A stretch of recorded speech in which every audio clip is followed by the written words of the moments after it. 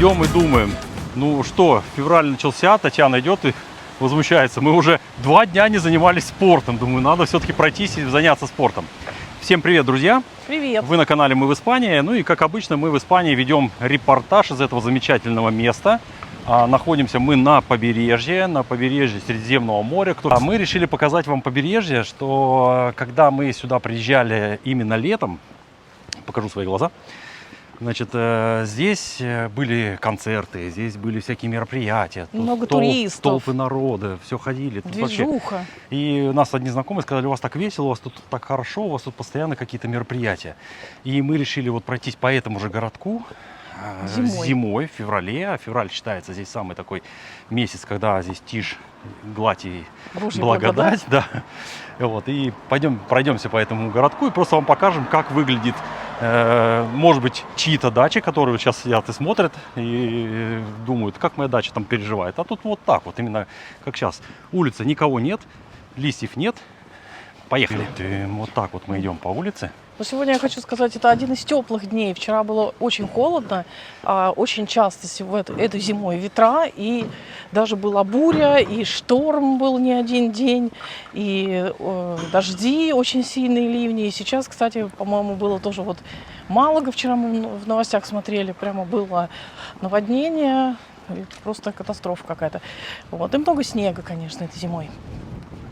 Но в любом случае, через 2-3 дня холодных наступает день теплый. Сегодня он, видите, с коротким рукавом. Температура у нас максимально сегодня была, по-моему, 21 градус. Ну, сейчас градусов, наверное, 20-19. Вот так вот. Ну, достаточно ветреный день сегодня, поэтому не будем говорить, что все шоколадно. Здесь такая же погода бывает. У кого-то снегом заваливают, а где-то дожди льют или там ветер. Но вот бывает и такая хорошая погода. Правда, ветреная очень сильно. Пары все пустые. Вот сидят там буквально одна пара. Но машины стоят. Обычно тут, когда проходишь, вообще парковочных мест нет. А вот это бары Пласа Нуэва. Да, торговый центр. Видимо, такой торговый центр. Здесь толпа, здесь не вот протолкнуться. чуть-чуть покажи. Мест нет. Ну ты возьми, покажи.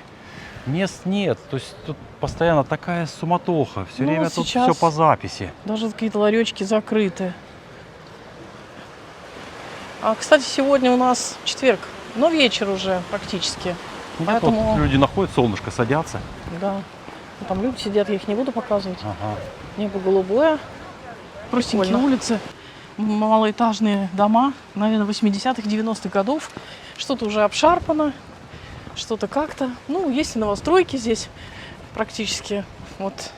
Ну, а мы идем к морю и хотим вам показать, как выглядит сегодня море. Сегодня у нас сильный ветер. Объявили, что опять 100 км в час будет.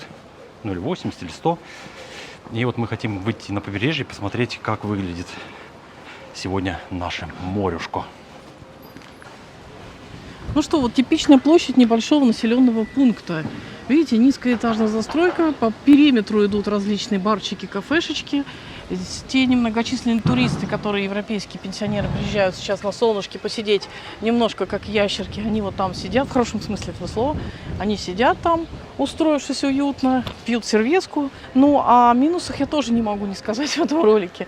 Меня, конечно, очень шокирует начало этого года, и я думаю, что об этом мы чуть позже вам расскажем.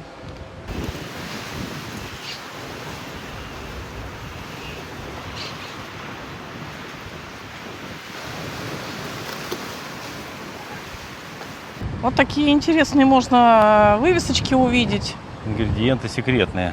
Туда, значит, 3 килограмма улыбок, там 5 килограмм любви, 1 килограмм иллюзий. Тут я не знаю, что. 5 килограмм любви, да. Там 16 килограмм пассион. Что такое это пассион? что у нас? Эсфуэрсо. Что-то мне вот это слово эсфуэрсо я не знаю. Кто знает, пишите под видео, друзья. Пассион тоже не знаю. Пишите, кто знает. У нас столько много специалистов испанского языка на нашем канале. Но у нас запахло весной. А вот это из позитивного. Ну, из позитивного то, что все-таки, видите, цветы цветут, растут и зеленеют. Не все так плохо в каждом ливне и шторме. Есть положительный момент. Смотри, какая красота. Ну да, кто бывал на Канарах, тот знает, какие кактусы там растут. Они, конечно, там могут быть... Ой, осторожно, Алексей, вот это чистые улицы у нас под ногами. Кактусики, осторожно. А здесь, видимо, ремонт пляжа, кстати, происходит. Подсыпают песочек. Наверное, все потом разровняют и сделают к пляжному сезону. Ну, как всегда, яхты реставрируют, потому что были штормы, многие яхты пострадали, мы видели, там кувырком они поломанные были в одном из мест нашего побережья. Активная работа с яхтами длится каждый год.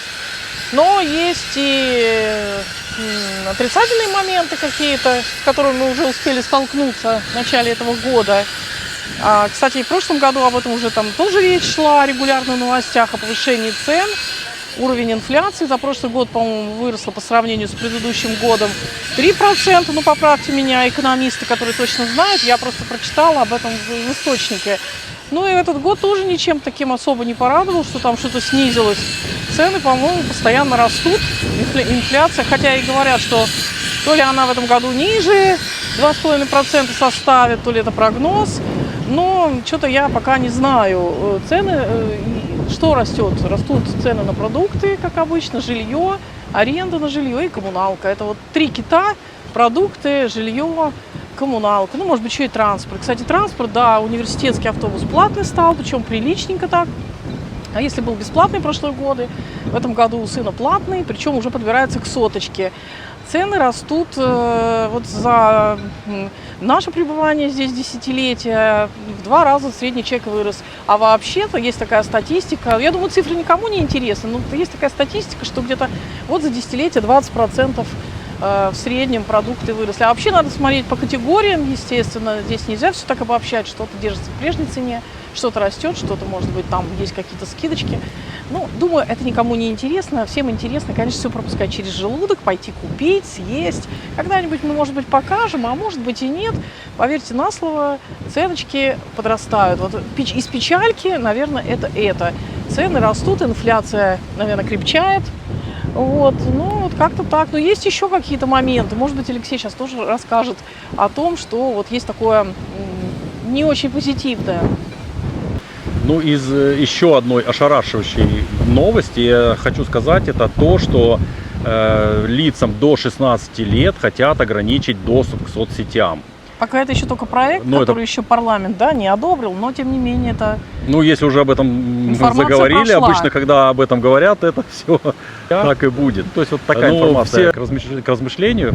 Что вы думаете, друзья, пишите обязательно в комментарии, мы их все читаем. Пока это еще только прошло вот такой новостью сегодня, да, ну, говорят, что должен парламент еще проголосовать, утвердить или не утвердить. То есть мы еще посмотрим, это будет или нет, но тем не менее вот такие тоже есть вещи, новости.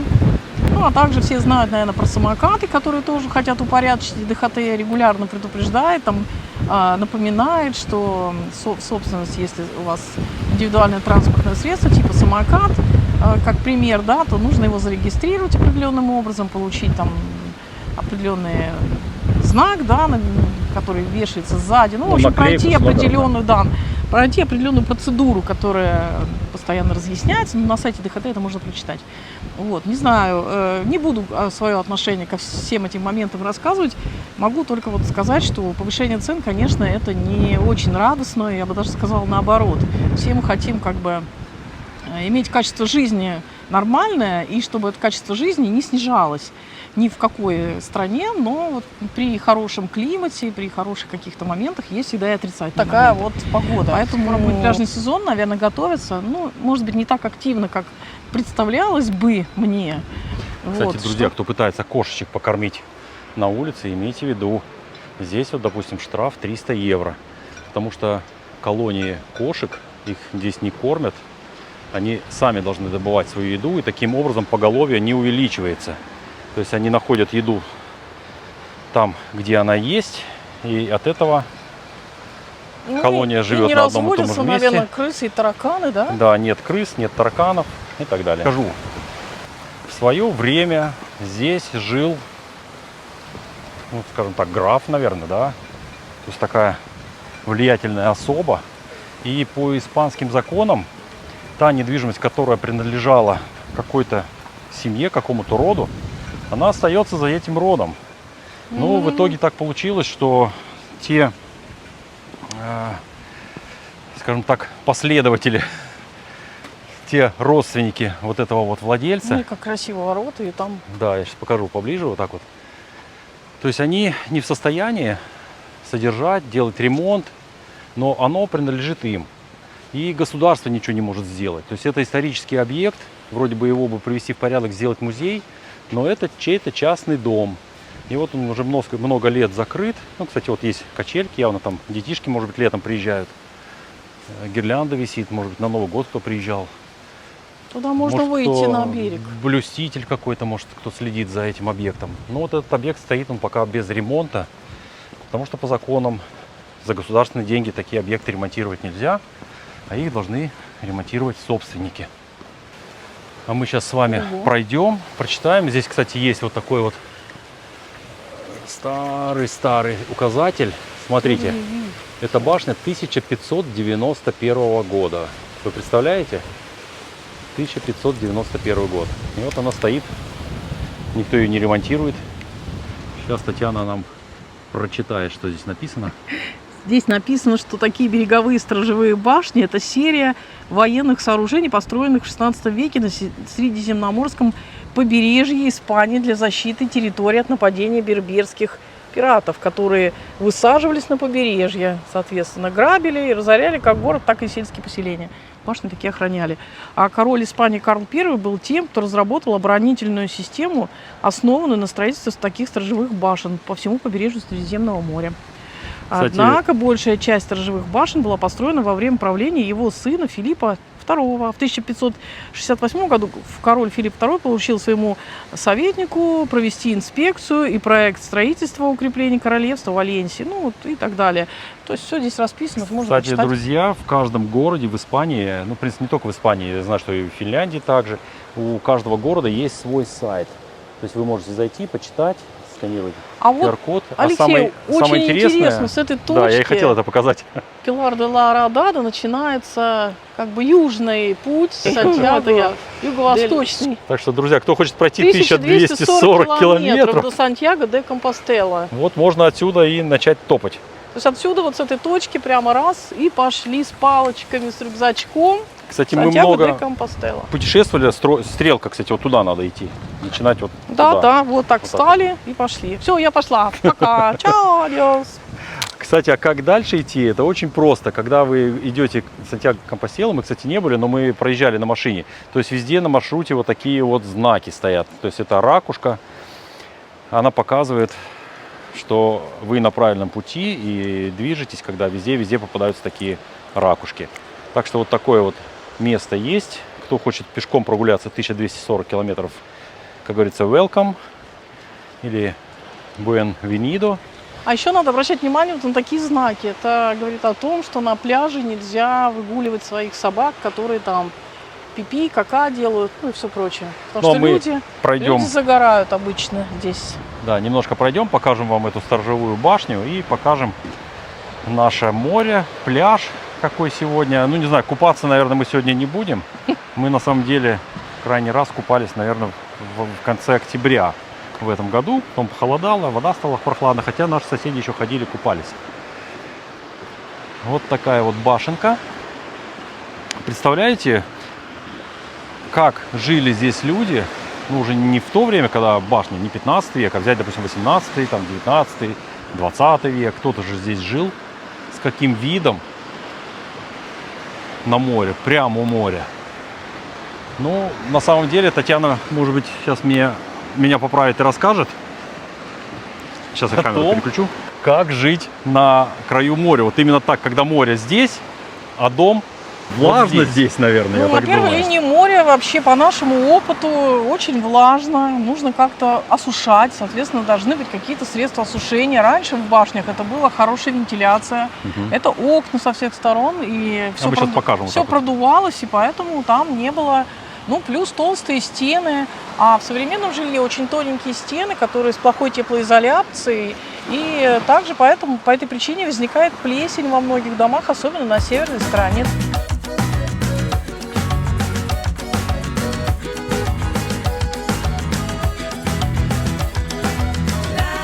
Коммуналка. И очень удивительно, что в столь солнечной стране дорожает еще и, в принципе, дорогая электроэнергия. Ой, я об этом прям Это очень больная вклинюсь. тема, да. Сейчас Алексей вклинится, но я вот понять не могу. У меня не хватает соображений, ни фантазии, почему это происходит, почему нельзя использовать, как-то аккумулировать эту солнечную энергию, и почему вот этот излишек наблюдается, этот апогон происходит, да, но при этом людям продают ее так дорого, что все люди почему-то экономят. Мы зашли в один из магазинов на днях, продовольственный, я не буду говорить, какой сети и где, но там был дубак просто.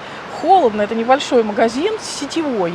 И там было холодно, потому что был ветер сильный, дождь, солнечные их панельки не справлялись, и они экономили, видимо, на обогреве. В том-то Вот и это- дело, что ветряков очень много, и солнечных панелей очень много, и энергии вырабатывают очень много.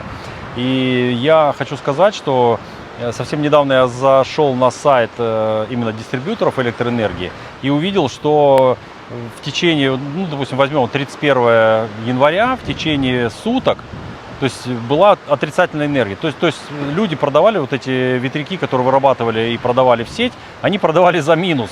То есть минус 50 центов был мегаватт. То есть, представляете, энергии много, ветряки крутят, солнце вырабатывает.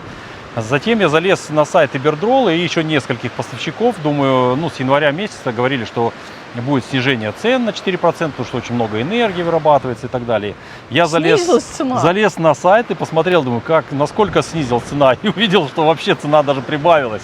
То есть день, солнце, Уникальность. ветряки крутятся, солнечные панели вырабатывают, энергию некуда девать. То есть уже мы видим, что вот есть, я, может быть, ставлю даже кадр, есть момент, что 100% зеленой энергии вырабатывается в Испании. Заходишь на сайт Ибердроллы и написано: днем пиковый период 24 цента или там 20 центов, ну если НДС прибавить. Там, кстати, на всех сайтах пишут без НДС, обращайте внимание.